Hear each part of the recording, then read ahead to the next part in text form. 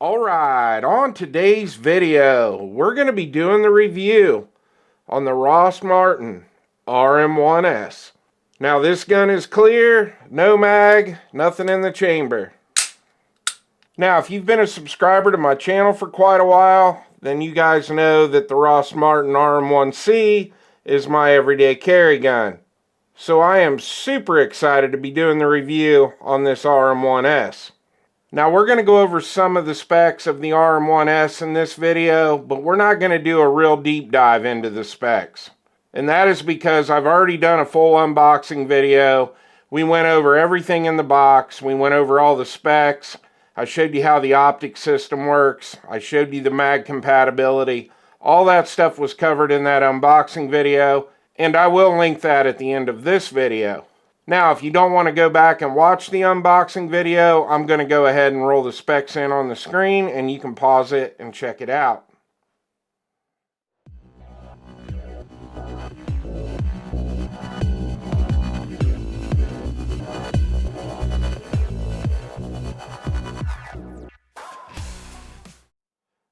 Alright, now that we got the specs out of the way, let's get out of this studio and head out to the range and start getting some rounds ran through this RM1S. Now I filmed this review over a 2-day period, and on the first day I was out doing some other reviews, and I just wanted to shoot this RM1S just like it comes out of the box. So I shot a few 10-shot groups with just the iron sights. I just wanted to get a feel for this gun. And I just wanted to get some footage for people who are going to pick up this gun and not put an optic or a light on it. Now, as you can see from the footage, I did not shoot this gun that well with just the iron sights. I actually did a little better than I thought I was going to do. But considering almost all my handguns have an optic on them, I knew my groups were not going to be that good. Now we were using CCI 115 grain Blazer FMJs, and we had no malfunctions with the gun while we were shooting the 10-shot groups. Now when I got home from the first day at the range, I went ahead and cleaned and lubed the RM1S. Now I ended up putting the Streamlight TLR7 HLX light on the RM1S. This is the exact same light that I have on the RM1C. And I have a Siley Chameleon red dot on my Ruger RXM, and I like that optic so much that I went ahead and ordered another one for the RM1S, but this is the green dot version. Now when we got back to the range on day 2, the first thing I wanted to do was shoot some 10-shot groups with the CCI 115 grain Blazer again, but now that I had the optic on it, I wanted to see how much I could tighten up the groups with the dot versus the iron sights. Now my groups still weren't great, but they were a huge improvement over just shooting with the iron sights. Now the Rost RM1S is a little bit of a snappy shooting gun, and so was the RM1C. But I did notice on day 2, having the optic on the gun now and having the light out on the front seemed to help just a little bit with that snappiness. But then again, it was set up exactly like the RM1C, and it definitely felt more along the lines of shooting my RM1C. So let's start talking about some of the features of the RM1S. Now, one of my favorite things about this gun is the fact that it is fully ambi. It does have an ambi slide stop, slide lock, slide release, whatever you want to call it. The mag release is also fully ambi, and you do not have to reverse it like you do on a lot of guns from the left side to the right side. You can actually drop your mag from the left and from the right.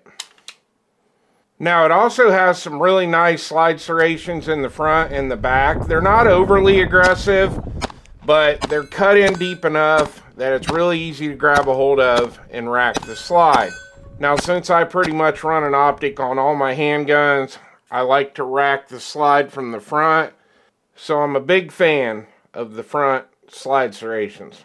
Now one other big improvement Rost did with the RM1S is putting the texturing right here, because that was one of my biggest complaints with the RM1C, is that there was no texturing here. This was just really smooth and slick.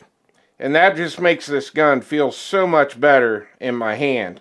And then another small improvement they made, even though the RM1C had some texturing here on the thumb ledge, memory pad, gas pedal, whatever you want to call it, they actually cut it in a little deeper this time, so it actually feels like a ledge when you're putting your thumb there.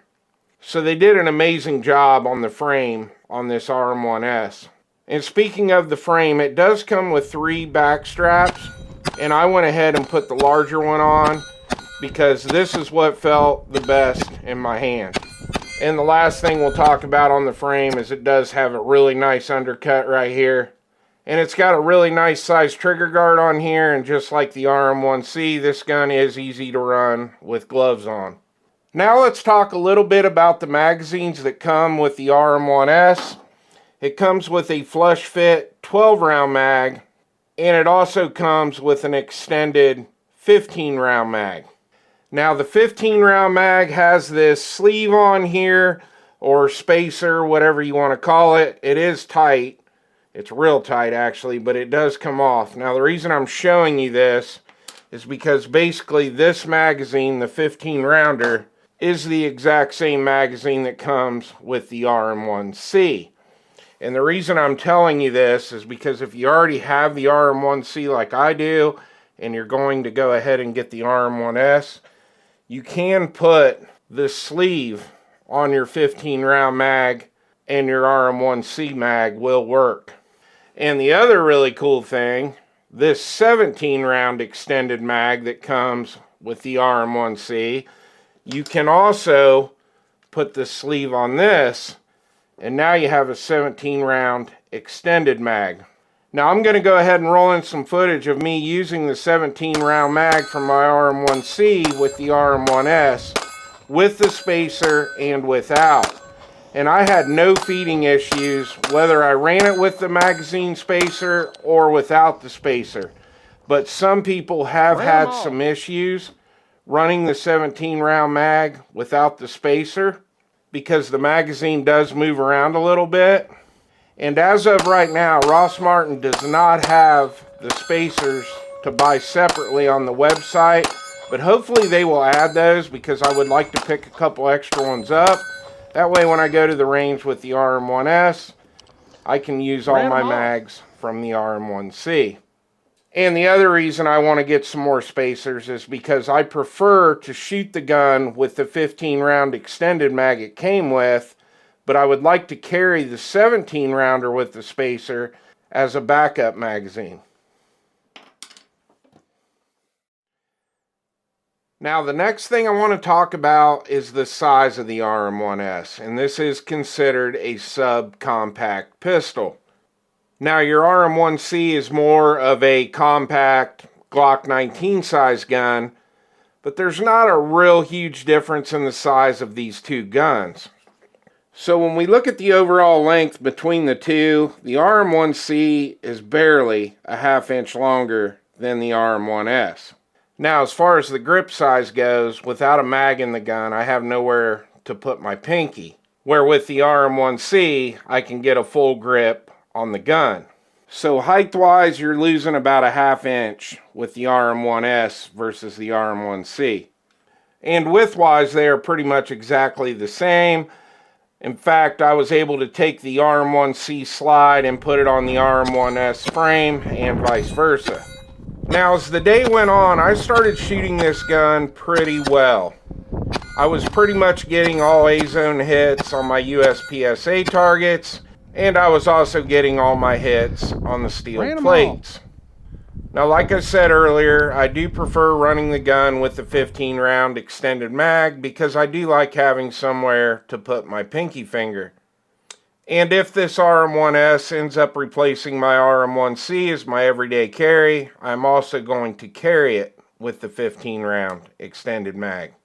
Now, as far as the trigger goes in the RM1S, I think it's the exact same trigger that they're using in the RM1C, which is not a bad thing because I actually really like the trigger in both of the guns. Now, on the website, they say that the trigger has a 5-pound trigger pull, and if you watch the unboxing video, that is correct. I was getting a 5 to 5.5 pound trigger pull with my trigger gauge. All right, target on the left, 4 Alpha. All of our hits on steel. 4 Alpha, 1 Charlie. 4 Alpha, all of our hits on steel. And 4 Alpha. So now I'm going to go ahead and show you that the gun is clear, no mag, nothing in the chamber. The trigger on this is really nice. So there's your take up. You hit that wall, and it's just a really nice clean break. You're not creeping through that wall. There's no sponginess there. And the best part of this trigger is the reset. Very short, very tactile. It pushes your finger forward, and then you've got that nice clean break. And I did see on Rost Martin's website that they actually have what they call performance trigger out for the RM1C. But I really don't think they can make this trigger much better. But maybe down the road we'll get that trigger and test it out and see if it actually is better than what comes with the RM1C and the RM1S. Now, as far as my optic choice goes for the RM1S, I absolutely love this Siley Chameleon green dot. Like I said earlier, I put the red dot version on my RXM, and I really liked it. And I knew that I had to go ahead and order the green version because I like the red one so much. I knew I was going to like the green version even better. Now, I personally like the way it looks on here. Some people are probably going to say, well, that's more of a competition size dot. I can just shoot this gun so well with this optic. And I will have a review video coming out soon on the red version and the green version of the Siley Chameleon.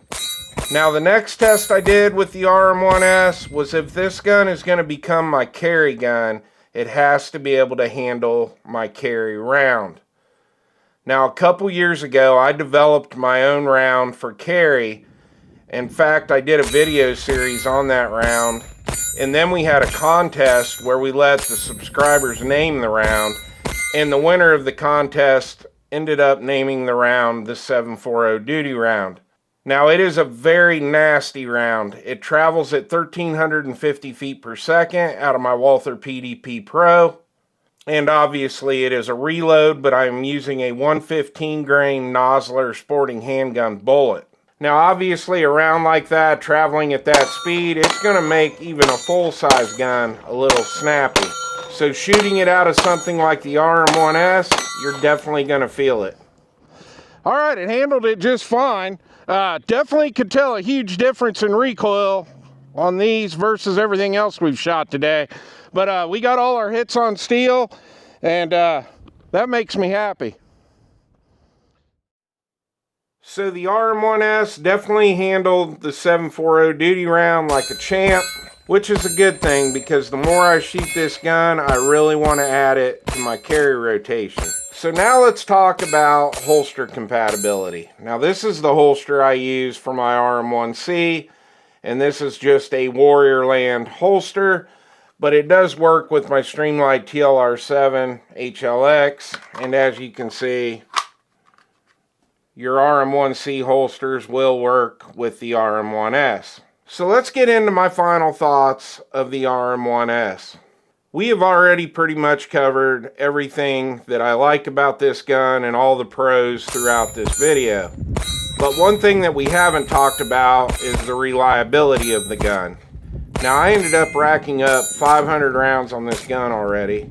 And that is because obviously we're doing the review on the RM1S, but I was also doing the review on the Siley Chameleon, plus all the B-roll that I shot for both of those videos and all the shorts and other social media posts. We got the round count racked up pretty good. And the other reason I wanted to get a lot of rounds through this gun is one, because I'm going to end up carrying this gun, hopefully. And two, I want to do a 1,000 round review on this gun. So we're already halfway there. Now, as far as malfunctions go, we had 0 malfunctions. All I did was cleaned and lubed the gun. And that was after we did the first shots before we added the optic and the light. The first shots video, I didn't even clean or lube it. I took it right out of the box and took it straight to the range and shot it. and it still ran flawless. Now, as far as the ammo goes that we tested out, we used CCI 115 grain Blazer, Armscore 115 grain, Remington UMC 115 grain. We also used my Steel Valley Casting 124 grain reloads, and obviously, as you saw, we ran the 740 duty round through it to make sure it could handle it. And it handled everything flawless. So for all the people watching this video that love to watch videos where all you do is bash on a gun or bash on a product, you were obviously sitting there saying, well, you haven't talked about one con with this gun. But there is one con, and we're going to go over that right now. And that is the fact that this is an optics ready handgun, and it does not have suppressor height sights. So when you add an optic to this gun, and it uses a plate system, that optic's going to sit so high that the factory sights on this gun are useless.